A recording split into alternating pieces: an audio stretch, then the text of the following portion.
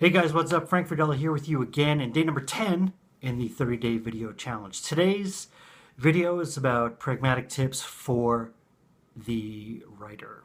So I started off my career as a writer, and if you're a mid-list author, and let's face it, if you're watching this video, you're probably a mid-list author, because publishing companies spend 90% of their budgets on the top 2% of their authors. So you probably don't need marketing help at this point if you're one of those people. So if you're a sci-fi fantasy author like I am, then you're probably doing conventions, right? Wizard Worlds, Comic Cons, that kind of thing. You get out in front of the people who are your audience. And you sit there behind your 6-foot table with your stack of books, and people come by, and you do this dog and pony show for every book on your table. So when I was running the shows, I met an artist named Charles Keegan, good friend of mine now. And Charles actually did the art for my first hardcover book. And I would just sit there and envy at Charles how like people would walk up to his table and know within 30 seconds, within 10 seconds really, if they were going to spend money at his table, right? He had original art, these beautiful oil paintings.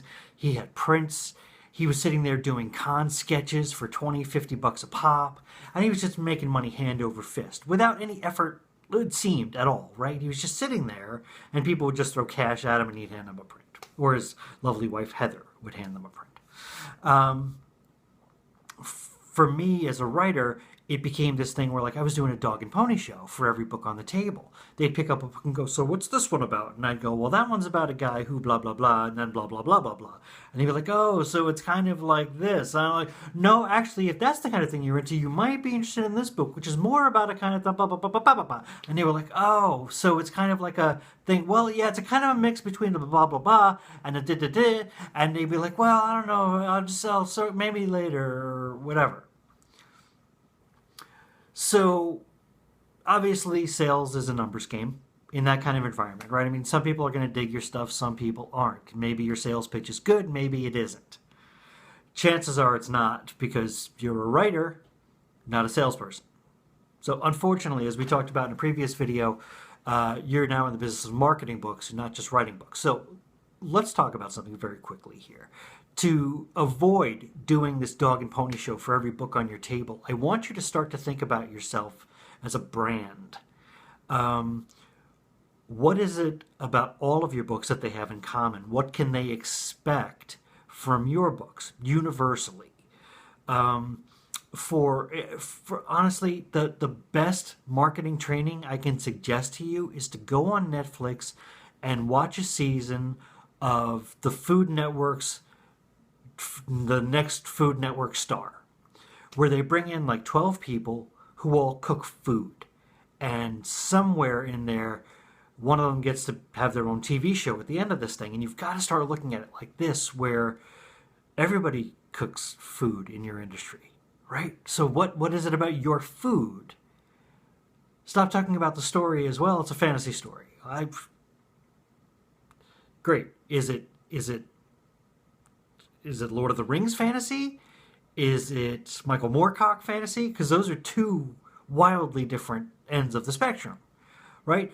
You've got to start talking about your work in terms of universally, this is what my work shows. It's character driven. It's loaded with strong female characters, or it's operatic space stuff, right? You want to start talking about these things in the overreaching arc of your thing. If you were a chef, somebody might say, the thing that all of my dishes have in common is flavor. I just pack in the flavor and I'll slow roast things over time, and I know how to season really well, and I flavor. And another person would be like, you know what, my whole thing is about locally sourced, fresh ingredients, keeping things simple, and that's it. You know, and they can make you the exact same dish. Make me a chicken parmesan. Okay, well, one of them's going to use like fresh goat cheese from a goat that they raised, and the other person's going to like outsource like Manchego cheese from someplace, right? And it's just going to be a matter of what their point of view is about their work and how they approach it. Now, if you can do that and you can let people know in 10 seconds when they come up to your table, so what's this a book about? Well, let me tell you something. All of my books are about, really strong characters. It's not incredibly plot driven to the point where there's 47 characters and it's all intertwining.